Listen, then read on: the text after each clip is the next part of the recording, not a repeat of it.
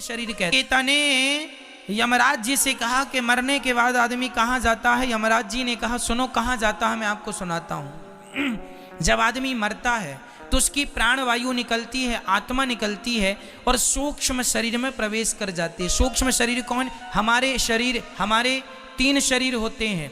एक ये बैठा है, इसे स्थूल शरीर कहते हैं। एक शरीर और होता है जिस शरीर से आप लोग सपना देखते हैं। आपका शरीर तो आपके घर में होता है पलंग में, पर सपना देखने के लिए आप कहीं हरिद्वार में होते हैं, कहीं जगन्नाथ जी होते हैं सपने में, तो वहां भी आपका एक शरीर होता है जिससे आप दौड़ रहे हैं, खा रहे हैं, हंस रहे हैं, तो वह भी तो एक शरीर है। तो एक तो बिस्तर पर सोया है और एक सपना देख रहा है, और आप कहते भी आज मैंने सपने में जगन्नाथ जी को देखा, बिहारी जी को देखा। मतलब ये कौन है? ये आपका सूक्ष्म शरीर है। एक शरीर और है कारण शरीर। ये कारण शरीर जिस कारण से हमें मनुष्य का शरीर मिलता है, बंदर का, भालू का, जिस कारण से मिलता है उसको कारण शरीर कहते हैं। कारण शरीर का तो कोई बहुत बड़ा अस्तित्व नहीं है, वो उस कारण से तो मनुष्य मिल गया, वो कारण शरीर का काम खत्म। अब आगे का प्रोसेस ये है, 2 शरीर रह गए, एक सूक्ष्म एक स्थूल। तो ये जो बैठा है इसे कौन सा कहेंगे? मैया बोलो मैया, कौन सा है ये? थूल? थूल नहीं, स्थूल, आधा सा स्थूल। सूक्ष्म, सूक्ष्म शरीर कौन सा है? वही जो स्वप्न का दृष्टा है, जिसने स्वप्न को देखा है। वही शरीर हमारा मरने के बाद ये शरीर निकल जाता है, आत्मा यहां से निकल जाती है और उस सूक्ष्म शरीर में प्रवेश कर जाती है। और वही सूक्ष्म शरीर यहां से यमदूत उसे पकड़ कर ले जाते हैं और वहां ले जाकर यमराज जी के सामने हाजिरी लगाते हैं। यमराज वहां पर वेटिंग रूम में तुम्हें बिठाते हैं 13 दिन के लिए, जब तक तुम्हारी 13वीं ना हो जाए। 13वीं का इंतजार यमराज जी वहां पर करते हैं। क्यों?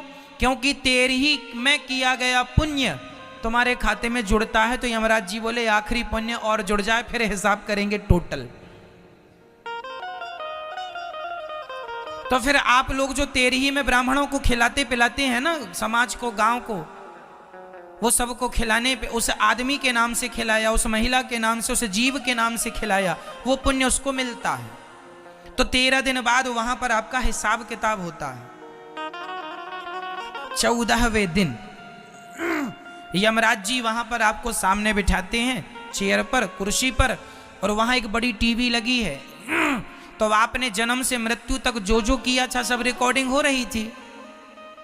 तो वहां पर फिर पेन ड्राइव के द्वारा वहां सेटअप पे लगाया जाता है और फिर तुम्हारे जन्म से मृत्यु तक जो जो तुमने किया है, पुण्य पाप, सब वहां चलता है। यमराज जी कहते हैं देखो तुमने क्या किया, देखो कितनों का तुम गला दबा रहे हो, लूट रहे हो, देखो तुमने झूठ बोला, देखो तुमने कपट किया, देखो तुमने छल किया, तुम्हें इसलिए हमने संसार में भेजा था। आप बार बार लज्जित होते हैं अपने किए कर्म पर। अरे राम राम राम, मैंने क्या किया।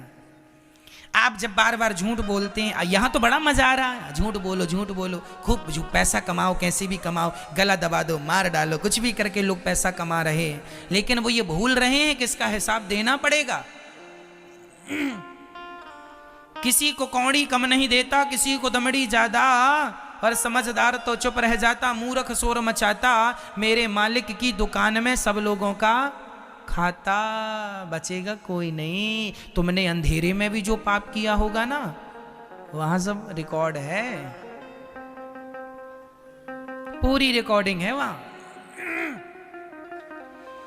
इसलिए बच के रहना रे बाबा, ईश्वर के घर देर है, अंधेर नहीं है। हिसाब जब होगा, पाई पाई का हिसाब होगा।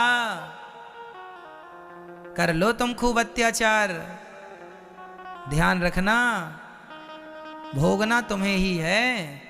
चलो, यमराज जी ने वहां हिसाब किताब कराया। अच्छा देखो तुम गलत कर रहे हो, देखो तुमने झूठ बोला, देखो तुम अपने माँ को डांट रहे हो, देखो तुम अपनी माँ को गाली दे रहे हो, देखो तुमने अपनी माँ को 2 रोटी तक नहीं दी, देखो तुमने अपनी मां के साथ कितना अत्याचार किया, देखो तुमने अपनी पत्नी पर कितना अत्याचार किया।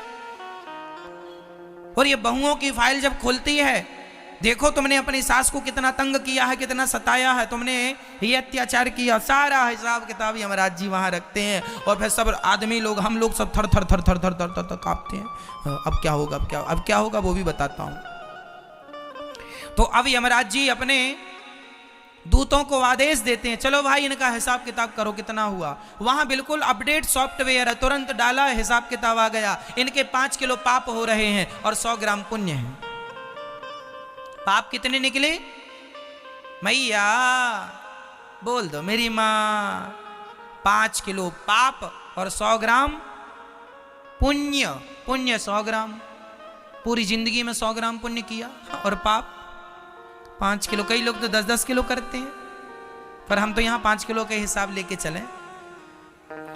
देखो हम तो समझाने के लिए लेके चल रहे हैं 100 ग्राम और 5 किलो। किसी के 20 किलो भी पाप होते हैं और किसी के केवल 2 ग्राम पुण्य होते हैं, और किसी के पुण्य ज्यादा है। पर सबका अपना अपना हिसाब किताब है। भगवान जाने आप लोगों का कितना निकलेगा।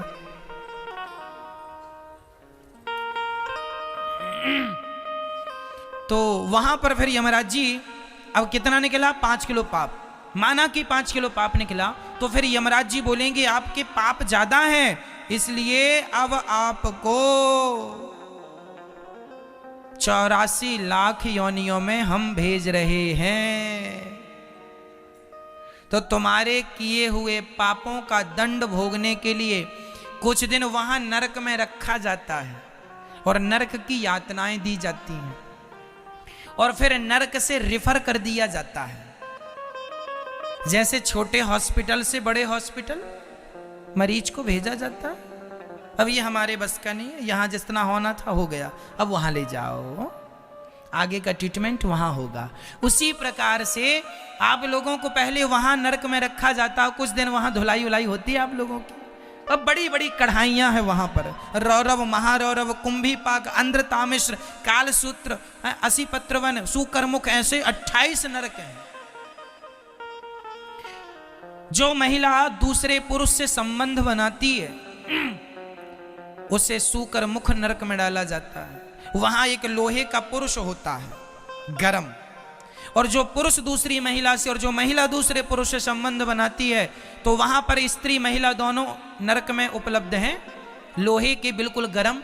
तो महिलाओं को, जो महिला किसी पुरुष के साथ व्यभिचार करती है, उसे वहां लोहे के पुरुष से चिपकाया जाता है, और जो पुरुष किसी महिला के साथ व्यभिचार करता है, गलत हरकत करता है, उसे उस महिला के संग चिपकाया जाता, जो लोहे की बिल्कुल गरम, उससे चिपकाया जाता है। आदमी तड़पता है, रोता है, चीखता है, चिल्लाता है। फिर वहां पर कोड़ों से मार लगाई जाती है।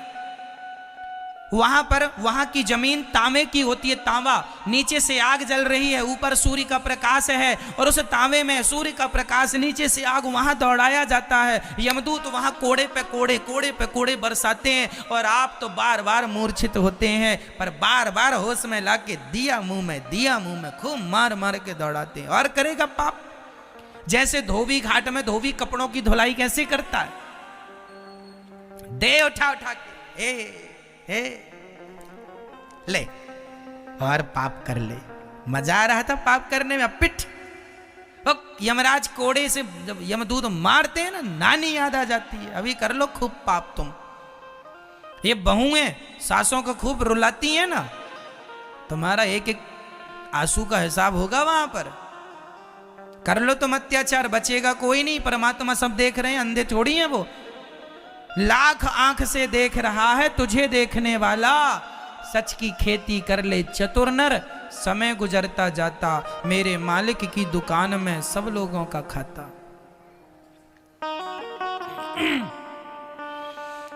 इस प्रकार वहां नरक की यातनाएं देकर फिर 84 लाख योनियों में भेज दिया जाता है।